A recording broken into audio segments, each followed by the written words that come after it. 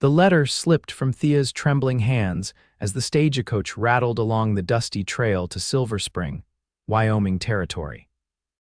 1876 had not been kind to her family, and at 19, not the 25 she'd claimed in her correspondence, she was traveling west to marry a man she'd never met, a cattle rancher who believed her to be a woman of suitable age and experience. First time out west, miss. The elderly woman seated across from her offered a sympathetic smile. Thea nodded, gathering the letter and tucking it into her worn reticule. Yes, madam, mail order bride. The woman's eyes held no judgment, only understanding. Is it that obvious? Thea smoothed her plain gray traveling dress, wishing she'd had enough money for something more presentable. You've got that hopeful, terrified look about you. The woman patted her hand. I was the same 30 years ago, left Boston to marry a silver miner in Colorado, never regretted it a day. Thea smiled weakly. If only her situation were so simple.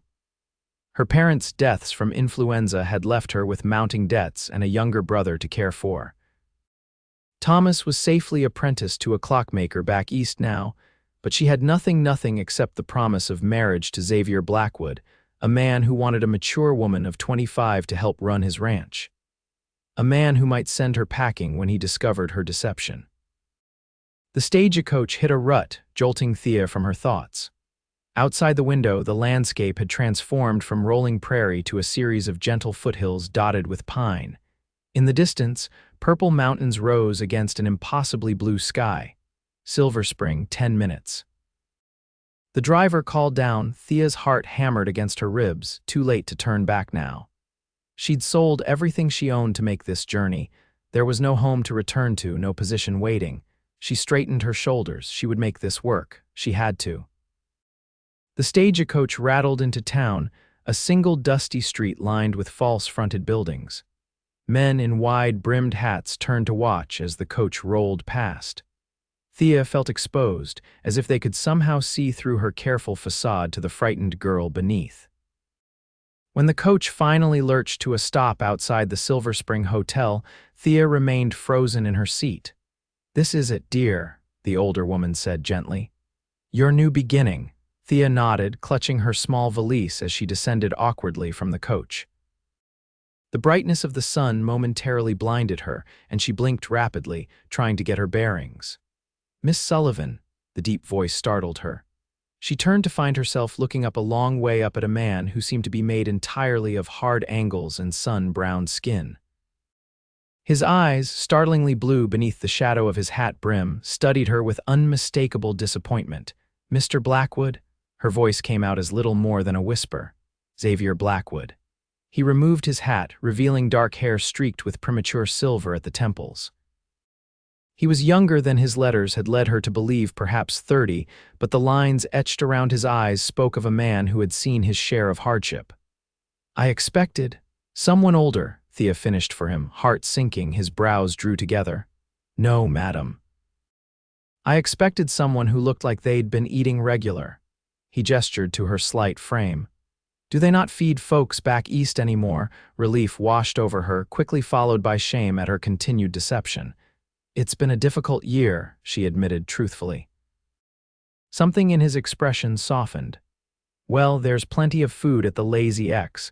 My housekeeper, Mrs. Gunderson, takes it as a personal insult if folks don't eat seconds." He reached for her valise. "Is this all you've brought?" "Yes, I sold most of my possessions to pay for passage." He nodded, no judgment in his gaze. "Got a wagon outside. We'll get you settled at the ranch, let you rest up. Wedding can wait until you're ready." The kindness in his voice nearly undid her. Thea blinked back unexpected tears. "Thank you, Mr. Blackwood." "Xavier," he corrected, leading her down the boardwalk toward a sturdy wagon hitched to 2 chestnut horses. "Might as well start using my given name if we're to be married." Thea nodded, accepting his help into the wagon. As they pulled away from the town, she cast one last glance at the stagecoach that had brought her here. Her old life was behind her now. What lay ahead was a future built on deception, a thought that sat like lead in her stomach as the wagon rumbled toward her new home. The journey to the Lazy X took nearly 2 hours, during which Xavier pointed out landmarks and boundaries of his property. Thea tried to pay attention, but her mind kept circling back to the lie that stood between them. Eventually, they crested a hill, revealing a sprawling ranch nestled in a verdant valley. "There she is," Xavier said, a note of pride in his voice. "Not the biggest spread in Wyoming, but she's mine, free and clear." Thea took in the sight of the two-story ranch house, the large barn, and various outbuildings.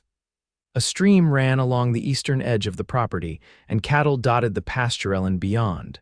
"It's beautiful," she said, and meant it. Xavier's mouth quirked in a small smile. "Glad you think so. Most women coming from back east expect something grander." "I've never wanted grand," Thea replied honestly. "Just safe." His eyes met hers briefly, and something passed between them, a moment of understanding that made her chest tighten. As they approached the house, a stout woman emerged from the front door, wiping her hands on her apron. "Mrs. Gunderson," Xavier called, "our guest has arrived." The housekeeper beamed as Xavier helped Thea down from the wagon. "Welcome, Miss Sullivan. We've been looking forward to your arrival. You must be exhausted from your journey." "Thank you, Mrs. Gunderson. I am rather tired," Thea admitted. "Well, I've prepared the guest room for you until the wedding. Supper will be ready in an hour, but I can bring you up some tea while you freshen up." Xavier handed Thea's valise to the housekeeper. "Show Miss Sullivan to her room, please. I need to check on a matter in the barn." With a tip of his hat, he strode away, leaving Thea to follow Mrs. Gunderson into the house. Inside, Thea was surprised by the comfortable furnishings and tasteful decorations. She had expected something more rustic, but the home spoke of care and attention. Mr. Blackwood's mother had a hand in the decorating before she passed, Mrs. Gunderson explained, leading Thea up a wide staircase. "He's kept everything just as she left it." "How long ago did she die?" Thea asked. 5 years now. His father followed just last year. That's when Mr. Blackwood decided it was time to find himself a wife. The housekeeper opened a door, revealing a pleasant bedroom with a 4-poster bed and lace curtains. "Here you are. The washroom is down the hall. I'll bring up that tea." Left alone, Thea sank onto the edge of the bed, overwhelmed by the events of the day. Xavier Blackwood was not what she had expected. Kinder, certainly. More handsome, undeniably. And now she felt even worse about her deception. She unpacked her meager belongings, hanging her second dress in the wardrobe and placing her few personal items on the dresser. Among them was a small photograph of her parents and brother, taken just months before the influenza struck. She traced their faces with her fingertip. "I'm sorry," she whispered. "I'm doing the best I can." A knock at the door announced Mrs. Gunderson's return with tea. The housekeeper set the tray on a small table by the window. "Will you be coming down for supper, or shall I bring a tray up?" Thea squared her shoulders. "I'll come down. I should start learning my way around if this is to be my home." Mrs. Gunderson nodded approvingly. "Mr. Blackwood will appreciate that. He's a good man, Miss Sullivan. Lost too much, too young, but a good man all the same." "How did he come to own this ranch?" Thea asked, sipping the strong, sweet tea. "Built it from nothing, he did." "Came west at 16 with just the clothes on his back and a knack for handling cattle. Worked for other ranchers until he saved enough to buy his first parcel of land. Added to it year by year." Pride colored the housekeeper's voice. "Many a local girl had her eye on him, but he kept to himself. Said if he was going to marry, he wanted someone who chose him for himself, not his land." Guilt twisted in Thea's stomach. She had chosen Xavier for his stability, for the security he offered, not for himself. "I'll see you at supper then, Mrs. Gunderson said, leaving Thea alone with her thoughts. Supper was a quiet affair, with Xavier asking polite questions about her journey west. Thea answered carefully, avoiding details that might reveal her true age. As they ate Mrs. Gunderson's hearty beef stew, she found herself studying her future husband surreptitiously. His hands were calloused from hard work, his face weathered by sun and wind. But his eyes held intelligence, and when he occasionally smiled, a warmth that transformed his severe features. "I should warn you," he said as they finished their meal. "I've arranged for Reverend Parker to visit tomorrow. Folks in town are curious about you, and I thought it best to make introductions gradually." Thea nodded, her throat suddenly dry. More people to deceive. Of course. No need to look so worried, Xavier said, mistaking her anxiety. The Reverend's wife is a kind woman. She'll help you find your footing in the community. That's very thoughtful of you, he shrugged, uncomfortable with her gratitude. It's nothing, just want you to feel at home here. After dinner, they sat on the front porch, watching as the sun set behind the mountains, painting the sky in brilliant oranges and purples. The air grew cool, and Thea wrapped her shawl more tightly around her shoulders. Beautiful, isn't it? Xavier asked quietly. Yes. I've never seen anything like it. Worth coming all this way. Thea turned to find him watching her, his expression unreadable in the gathering darkness. I think so, she answered honestly. Though it's too soon to tell, he nodded, accepting her candor. Fair enough. He rose from his chair. I'll bid you good night, Miss Sullivan. Morning comes early on a ranch. Good night, Mr. Blackwood. Xavier, she corrected herself. As he disappeared into the house, Thea remained on the porch, listening to the unfamiliar symphony of night sounds. Crickets chirped, an owl hooted in the distance, and somewhere a coyote yipped. So different from the city noises she'd known all her life, she wondered what her brother was doing if he missed her as much as she missed him. Thomas had been against her plan from the start. It's dishonest, Thea, he'd argued. And what happens when this rancher discovers the truth? He won't, she'd insisted. What difference does 6 years make? I can run a household as well at 19 as I could at 25. But now, faced with the reality of Xavier Blackwood, his honesty, his decency, the difference seemed vast indeed. Morning did come early, as Xavier had warned. Thea woke to the sounds of activity outside her window. Peering out, she saw ranch hands moving about the yard, Xavier among them, giving directions and checking equipment. She dressed quickly in her better dress, a pale blue cotton that brought out the color of her eyes. She pinned her hair in a simple style appropriate for a woman of supposed maturity and made her way downstairs. Good morning, Miss Sullivan, Mrs. Gunderson greeted her cheerfully. Sleep well? Very well, thank you. Mr. Blackwood's already had his breakfast and is seeing to the day's work. Said to tell you Reverend Parker and his wife will be here for lunch at noon. Thea glanced at the mantel clock. It was just past 7.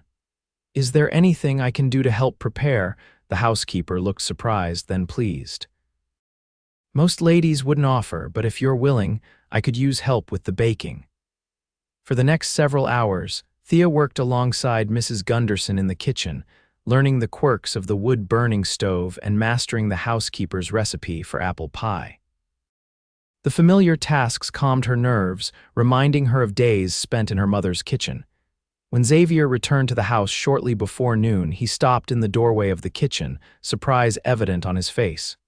Miss Sullivan, I didn't expect to find you here. Thea looked up from where she was crimping the edge of a pie crust. I hope you don't mind. Mrs. Gunderson was kind enough to show me around your kitchen. Our kitchen, he corrected. Then, to Mrs. Gunderson, she any good? The housekeeper nodded approvingly. Got a natural touch, Mr. Blackwood. Made that pie all on her own, she did. Something like satisfaction crossed Xavier's face. Good, a woman who's not afraid of work will do well here. He cleared his throat. The Parkers have just turned into the drive. I'll clean up and greet them. After he left, Mrs. Gunderson chuckled. You've impressed him, Miss Sullivan. Not an easy thing to do. I only made a pie, Thea protested, but pleasure warmed her at the thought of Xavier's approval. Lunch with the Parkers proved less daunting than Thea had feared. Reverend Parker was a jovial man in his 50s, and his wife, Abigail, immediately took Thea under her wing. It's so brave what you've done, Mrs. Parker said as they sat in the parlor after the meal. Coming all this way to marry a stranger. Not so uncommon these days, Reverend Parker pointed out. Half the women in the territory came as mail-order brides. Still brave, his wife insisted. Now we must discuss the wedding. Have you set a date? Xavier, who had been quietly listening, looked to Thea. I thought we might wait a few weeks, give Miss Sullivan time to adjust. Thea felt a rush of gratitude. That's very considerate. Mrs. Parker nodded approvingly. Most men would be in a hurry. It speaks well of you, Mr. Blackwood. She turned back to Thea, but we should still plan. The ladies of my sewing circle would be delighted to help with a proper wedding dress. That's very kind, but I couldn't impose nonsense. It's the highlight of our year to welcome a new bride to the community. Mrs. Parker's enthusiasm brooked no argument. I'll bring them to call next week. As the afternoon progressed, Thea found herself warming to the Parkers. They were genuinely kind people, interested in her comfort and well-being. For the first time since arriving, she felt that perhaps she could find a place in this community if only her deception didn't destroy everything. After the Parkers departed, Xavier suggested a tour of the ranch. "If you're not too tired," he added. "I'd like that very much," Thea replied. He helped her into the wagon and they set off across the property. Xavier pointed out the boundaries of his land, the best grazing areas, the spring that never ran dry even in the hottest summers. He spoke with quiet pride of what he'd built, and Thea listened, increasingly impressed by his accomplishments. "What made you decide to come west?" she asked as they paused atop a rise overlooking the valley. Xavier was silent for a long moment. "Necessity at first. My father was a drunk who couldn't hold a job. By the time I was 16, I was tired of watching my mother go hungry." His voice was matter of fact, without self-pity. "I'd read about the opportunities out west, so I hopped a train and never looked back." "You were very young to be on your own," he shrugged. "No younger than many. What about you? What made a city woman decide to become a rancher's wife?" Thea looked away, composing her answer carefully. "After my parents died, there weren't many options. I could work in a factory, become a governess, or marry. None seemed particularly appealing until I read your advertisement. This much, at least, was true. And now, having seen what you're getting into," she met his gaze squarely. "I think I made the right choice." Something shifted in his eyes, a warming that made her breath catch. "I hope you still think so in a year's time." The following weeks fell into a pattern.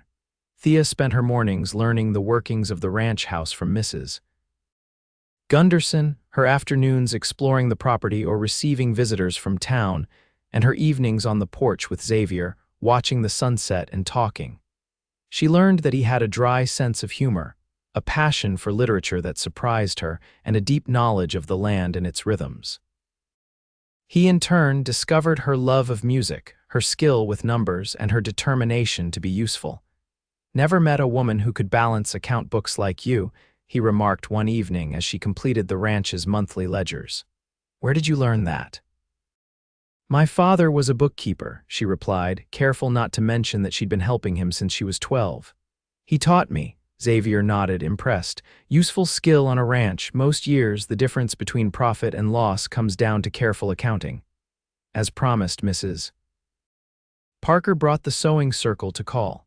6 women ranging in age from 20 to 70 descended on the ranch house, armed with fabric samples and determined opinions on wedding finery. "Nothing too elaborate," Thea protested as they discussed designs. "Something practical that I could wear again." Mrs. Henderson, the oldest of the group, clicked her tongue disapprovingly. "A wedding dress should be special, child." "Perhaps something in between," suggested young Mrs. Wilson, recently arrived from St. Louis. "Elegant but not impractical." They eventually settled on a design that satisfied everyone, a gown of ivory silk with simple lines that could later be modified for other occasions. The women took Thea's measurements and promised to return in 2 weeks for the first fitting. As they worked, they shared stories of their own arrivals in the territory, their marriages, their adjustments to frontier life. Thea listened eagerly, gathering wisdom she desperately needed. "The first year's the hardest," Mrs. Parker confided.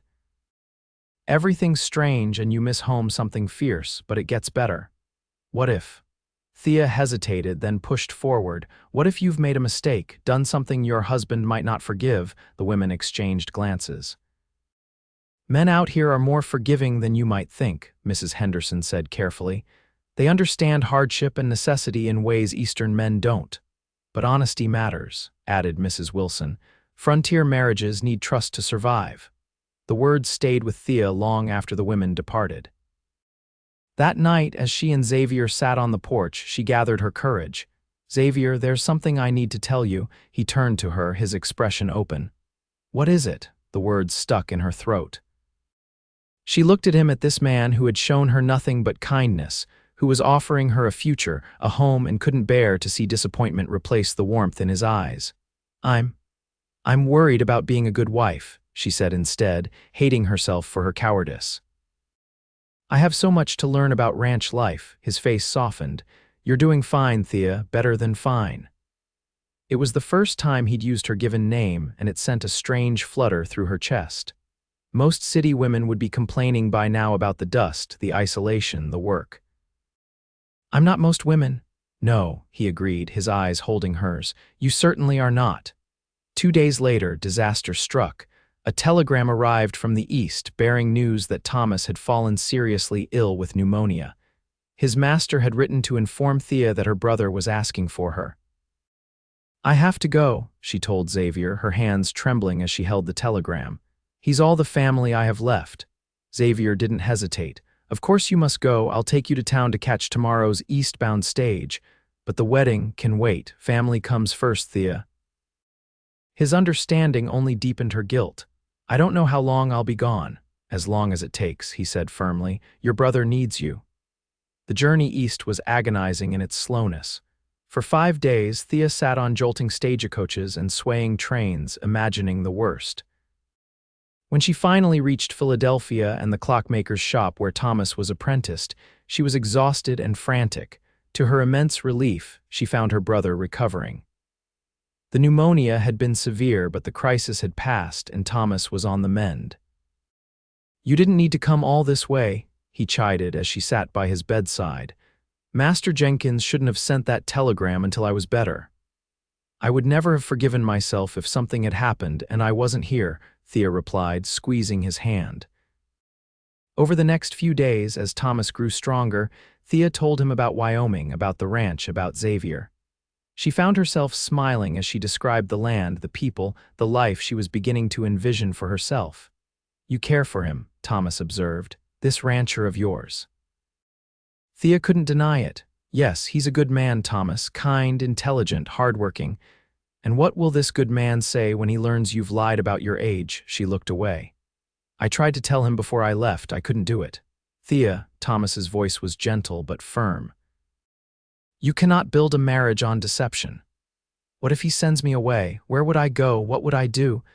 If he's the man you describe, he won't send you away. He might be angry, hurt even, but a man who loves you, he doesn't love me, Thea interrupted. We barely know each other. Thomas raised an eyebrow. Is that why you traveled 2,000 miles when you thought I was dying? Because you barely know me? Thea had no answer for that. By the time Thomas was well enough for her to leave, nearly 3 weeks had passed. She had sent Xavier a telegram informing him of her brother's recovery and her planned return, but had received no response. The silence worried her. Had he changed his mind, decided he didn't want a wife after all? The journey back to Wyoming was even more anxiety-filled than the journey east had been. By the time the stagecoach rolled into Silver Spring, Thea was a bundle of nerves. To her surprise, Xavier was waiting for her, his tall figure unmistakable even from a distance. As she descended from the coach, he strode forward, concern etched on his features. Are you all right? You look exhausted. The simple question, his immediate concern for her welfare rather than any mention of the delay or inconvenience, undid her. Tears filled her eyes. I'm fine. Thomas is recovering. I'm sorry to have been gone so long. No matter, you're here now. He took her valise and offered his arm. The wagon's this way. Mrs. Gunderson has supper waiting. The normalcy of his greeting, as if she'd been gone hours rather than weeks, steadied her. Perhaps nothing had changed. Perhaps she could still find the courage to tell him the truth, but as the days passed and they fell back into their routine, the opportunity never seemed right. Xavier was busy with ranch work, preparing for the coming winter. Thea threw herself into helping, learning to preserve fruits and vegetables from the garden, assisting Mrs. Gunderson with canning and pickling. The women of the sewing circle returned for her dress fitting, exclaiming over how the simple design suited her slender frame. A date was set for the wedding, October 15th, just 6 weeks away. Is that agreeable to you? Xavier asked after Reverend Parker departed with the news. If you need more time, no, Thea said quickly. October is perfect. She could not continue this deception into marriage. She would tell him, she resolved, before the wedding. She would find the right moment and tell him everything, but the right moment proved elusive. September slipped into October, and suddenly the wedding was just a week away. Thea lay awake at night, rehearsing what she would say, how she would explain. Each scenario ended with Xavier turning from her in disgust, ordering her to leave his home, his life, and somewhere along the way, the thought of losing him had become unbearable. It was Mrs. Gunderson who finally forced her hand. The housekeeper came to her room 3 days before the wedding, a letter in her hand. "This came for you while you were back east," she said. "I forgot to give it to you with all the commotion of your return." Thea took the envelope, recognizing her brother's handwriting. She thanked Mrs. Gunderson and waited until the door closed before opening it. Inside was a brief note from Thomas, written before she'd even reached Philadelphia. "My dearest sister, by the time you receive this, I hope you will have found the courage to tell Mr. Blackwood the truth. Remember what Mother always said, a clear conscience makes the softest pillow. I want you to be happy, Thea, truly happy, and that can only come with honesty. Your loving brother, Thomas." Thea pressed the letter to her chest, tears stinging her eyes. Thomas was right. She had to tell Xavier, and it had to be now, before the wedding preparations advanced any further. She found him in the barn, checking harnesses for the wagon that would take them to town for supplies the next day. "Xavier," her voice sounded small in the cavernous space.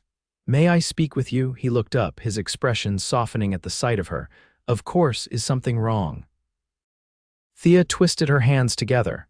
"Not wrong exactly, but there's something I need to tell you, something I should have told you from the beginning." Xavier set down the harness he was examining and gave her his full attention. "Go on," she took a deep breath. "I haven't been entirely truthful with you. In my letters, I told you I was 25 years old. That's not true." His brows drew together. "You're older, Thea, that doesn't matter to me." "No," she forced herself to meet his gaze. "I'm younger, I'm 19, Xavier, I'll be 20 in December." For a long moment he said nothing, his face unreadable. "Then why lie about your age? Your advertisement specified a woman of at least 25, someone mature, experienced." She swallowed hard. "I needed to leave Philadelphia. After my parents died, the debts, there was nothing left. I sold everything to secure Thomas's apprenticeship and pay for my journey here. I couldn't afford to be turned away." Xavier ran a hand through his hair. "So you lied?" "Yes." Thea blinked back tears. "I'm sorry. I've wanted to tell you since I arrived, but I was afraid. Afraid you'd send me away, afraid of having nowhere to go, and then later afraid of losing." She couldn't finish the sentence. "Losing what?" he prompted, his voice gentler than she deserved. "This, the ranch, Mrs. Gunderson, the life I was beginning to imagine." She hesitated, then added softly, "You." Xavier studied her for a long moment. 6 years is a big difference, Thea, I know. Not in the way you're thinking." He stepped closer. "I'm not angry that you're younger. I'm concerned that you felt you needed to lie, that you've been carrying this secret, afraid to tell me the truth." Hope flickered in her chest. "You're not sending me away. Is that what you thought would happen?" He looked genuinely surprised. "Thea, I've come to care for you these past months. Your age doesn't change who you are, your intelligence, your determination, your kindness. But I deceived you," she whispered. "Yes, you did." His tone was serious but not harsh. "And we'll need to talk about that. Trust matters in a marriage, Thea. I need to know you'll be honest with me, even when it's difficult." Marriage. He still wanted to marry her. Relief made her knees weak. "I promise," she said fervently. "No more lies, Xavier, not ever." He nodded, accepting her word. "Is there anything else I should know? Any other secrets?" Thea shook her head. "No, just my age." "Then I believe we still have a wedding to prepare for." He offered his hand, and after a moment's hesitation, she took it. "Unless you've changed your mind." "No," she said quickly. "If you'll still have me, I want to be your wife." His fingers tightened around hers. "Age is just a number, Thea. It doesn't count for much out here. What matters are the moments we choose to spend together, the life we build." He paused, something vulnerable flickering in his eyes. "I've grown rather fond of our evenings on the porch." The simple admission warmed her more than any grand declaration might have. "So have I." They walked back to the house hand in hand, the weight of deception lifted from Thea's shoulders. That evening, as they sat on the porch watching the sunset, the silence between them was comfortable, companionable. "Why 25?" Xavier asked suddenly. "Why not say you were 21 or 22? Thea smiled ruefully. "Your advertisement was specific. Seeking a mature woman of at least 25 years, preferably with experience in household management. I wanted to be sure you would consider my application." He chuckled. "I was trying to avoid giggly young girls with romantic notions about frontier life. I needed a practical partner." "And that's not me," Thea challenged, raising an eyebrow. "You're the most practical 19-year-old I've ever met," he conceded. "Too practical sometimes. I haven't seen you do anything just for the joy of it since you arrived." The observation startled her. When had she last done anything purely for pleasure? Before her parents' deaths, certainly. Perhaps even before that, when responsibility for helping the family make ends meet had fallen increasingly on her young shoulders. "I don't know how," she admitted softly. Xavier rose from his chair.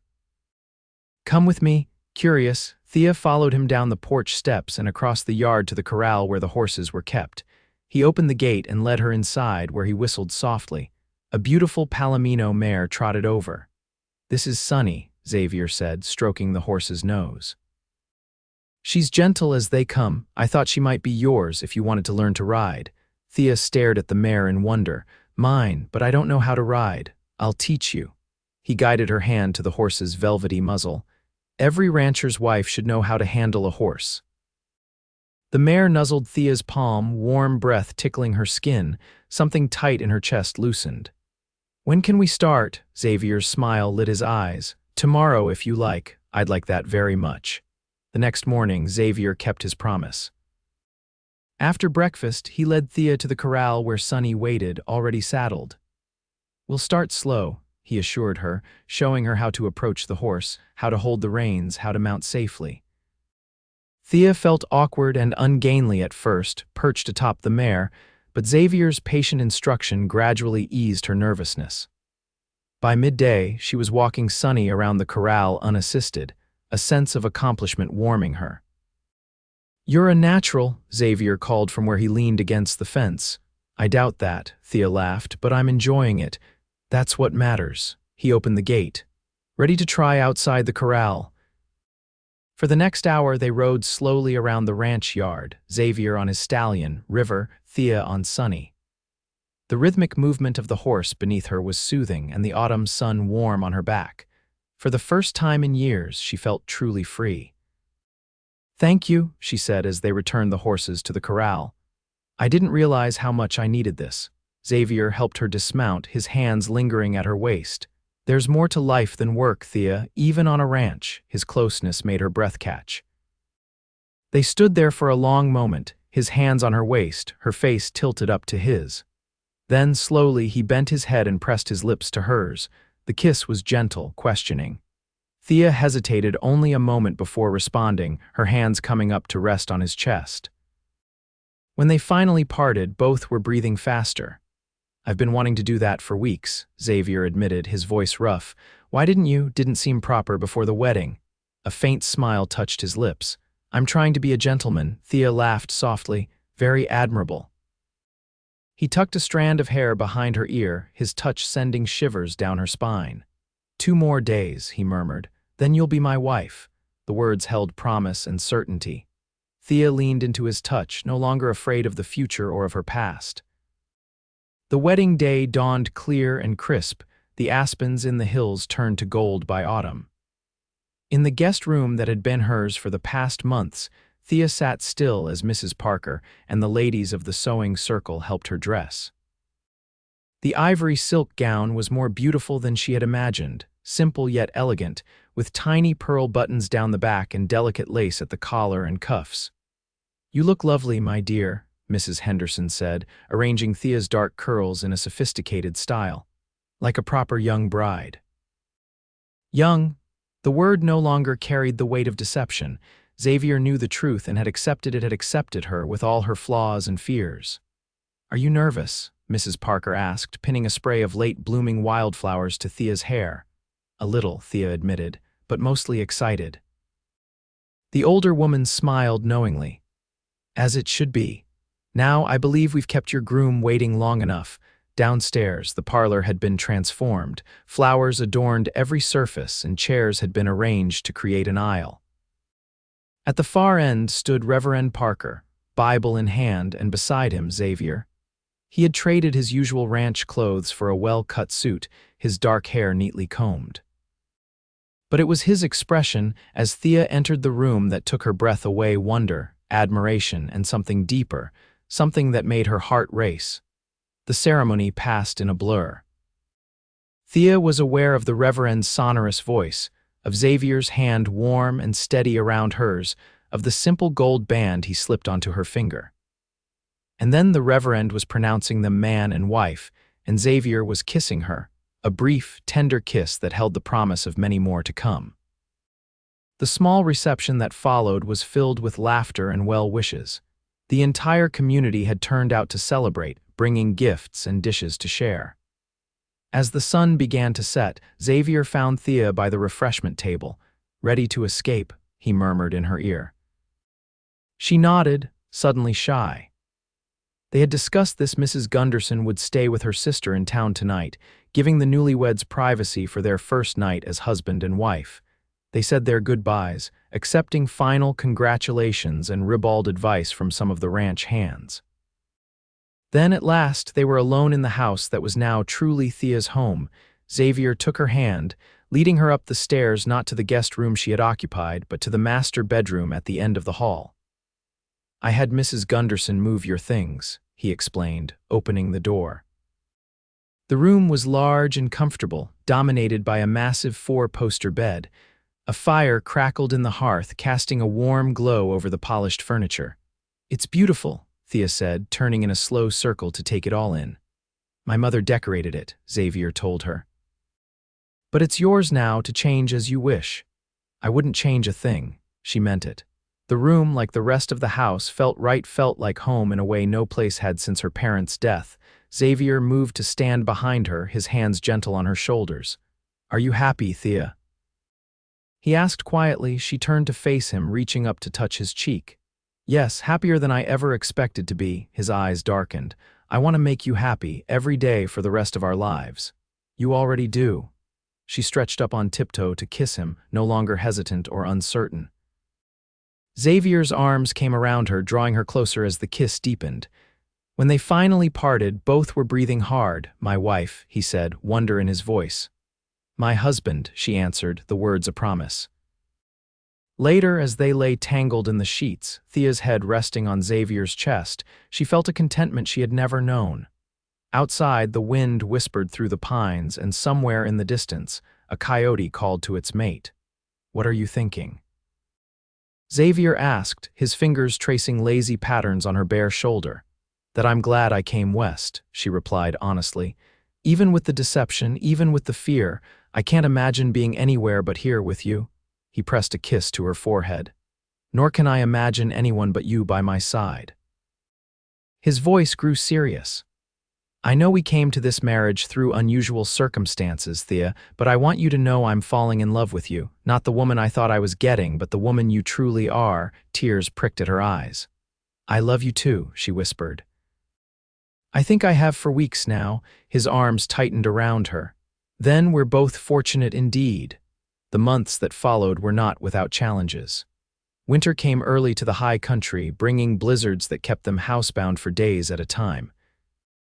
Cattle sickened, requiring Xavier and his men to work around the clock.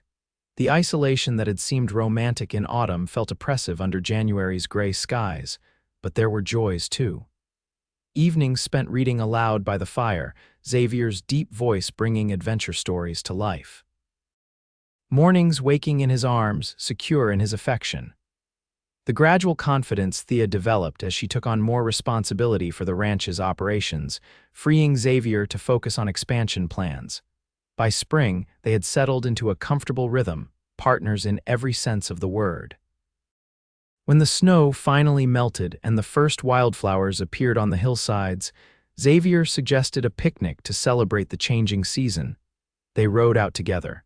Thea now as comfortable on horseback as if she'd been riding all her life. Xavier led them to a meadow high above the ranch where a small lake reflected the blue of the sky. "It's beautiful up here," Thea said as they spread a blanket beneath a cottonwood tree. "My father brought me here when I was a boy," Xavier told her, unpacking the basket misses. Gunderson had prepared, said it was the prettiest spot in Wyoming territory. I think he was right. They ate leisurely, talking of plans for the summer, of the new breeding stock Xavier hoped to purchase, of the vegetable garden Thea had expanded. When the meal was finished, they lay side by side on the blanket, watching clouds drift across the sky. "I have something to tell you," Thea said after a comfortable silence. Xavier turned his head to look at her. "Another secret." His tone was teasing. "No."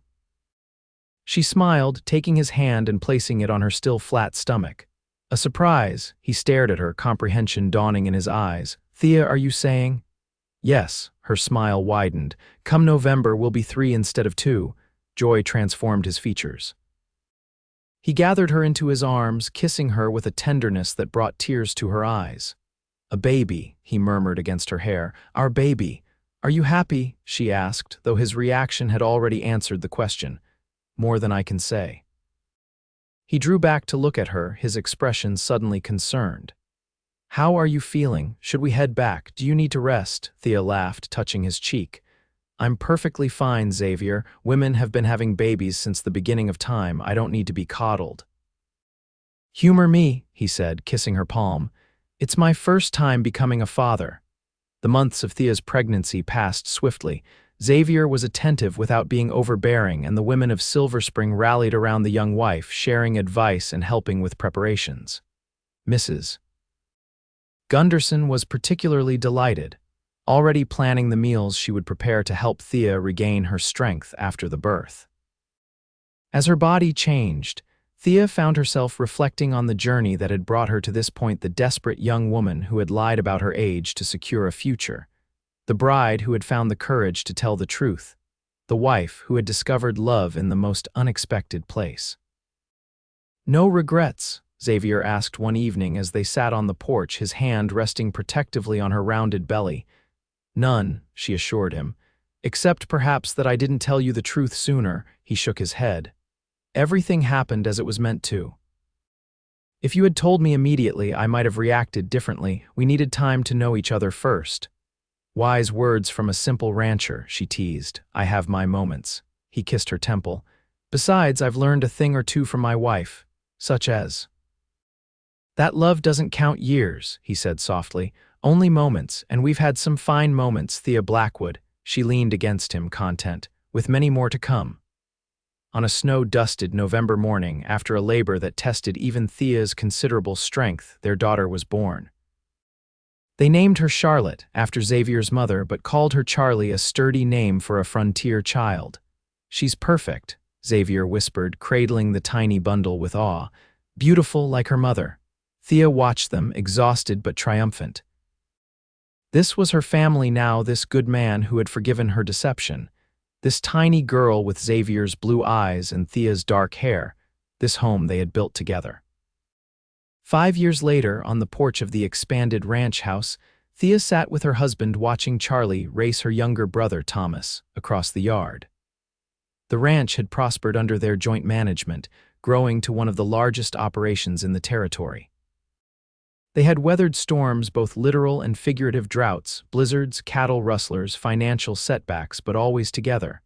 "Penny for your thoughts," Xavier said, reaching for her hand. Thea smiled, entwining her fingers with his. "I was thinking about that advertisement you placed. Seeking a mature woman of at least 25 years, he chuckled. "Best mistake I ever made, setting that age requirement. And I was thinking about what you said on our wedding night, that love doesn't count years, only moments." She squeezed his hand. "You were right.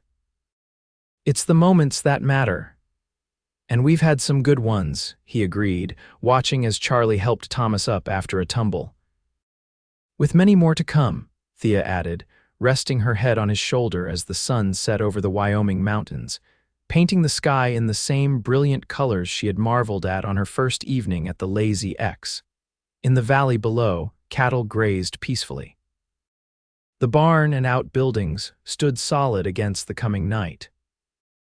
And here, on this porch, a family born of deception but built on truth watched another day end, secure in the knowledge that whatever the future held, they would face it together, counting not the years, but the precious moments of a life well lived.